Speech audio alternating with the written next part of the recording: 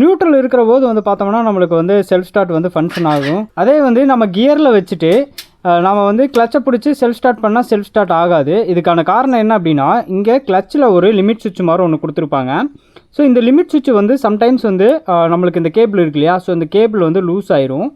So இந்த ரெண்டையும் வந்து இப்படி கனெக்ட் பண்ணிவிட்டு நல்லா எடுத்துகிட்டு மறுபடியும் இன்செர்ட் பண்ணிடுங்க. நல்லா இன்செர்ட் பண்ணிவிட்டு அதுக்கப்புறம் வந்து கியரில் இருக்கும்போது கிளச்சை பிடிச்சி நீங்கள் செல்ஃப் ஸ்டார்ட் பண்ணிங்கன்னா செல்ஃப் ஸ்டார்ட் ஆகும். அப்படியும் வந்து நம்ம செல்ஃப் ஸ்டார்ட் ஆகலை அப்படின்னா இந்த லிமிட் சுவிட்சு தான் ப்ராப்ளம். சுவிட்சிலேருந்து வர ஒரு லைன் இங்கே வந்து இதுலேருந்து அவுட்புட் ஆகி போய் அதுக்கப்புறம் தான் வந்து செல்ஃப் ஸ்டார்ட் ரிலேக்கு போகும். கியரில் இருக்கும்போது நியூட்ரல் கட் ஆஃப் ஆகிட்டு இது எங்கேஜ் ஆகும். ஸோ இது எங்கேஜ் ஆகிறதுனால நம்மளுக்கு வந்து இந்த சுவிட்ச் ப்ராப்ளம்னாலும் நம்மளுக்கு வந்து அந்த கிளச்சை பிடிச்சிட்டு நம்ம வந்து செல்ஃப் ஸ்டார்ட் போட்டோம்னா செல்ஃப் ஸ்டார்ட் ஆகாது. மோஸ்ட் ஆஃப் ஆல் இந்த சுவிட்ச் வந்து கம்ப்ளைண்ட் ஆகாது, லிமிட் சுவிட்ச். இந்த சாக்கெட்டு தான் நம்மளுக்கு வந்து கம்ப்ளைண்ட்டாக இருக்கும். சுவிட்சை வந்து சுரண்டி விட்டுட்டு அதுக்கப்புறம் நல்லா இன்செர்ட் பண்ணிட்டீங்க அப்படின்னா உங்களுக்கு வந்து அந்த கம்ப்ளைண்ட் வந்து ஃபுல்லாக வந்து அரெஸ்ட் ஆகிடும். அதுக்கப்புறமா வந்து கிளச்சை பிடிச்சி செல்ஃப் ஸ்டார்ட் பண்ணிங்க அப்படின்னா கண்டிப்பாக வந்து செல்ஃப் ஸ்டார்ட் ஒர்க் ஆகும்.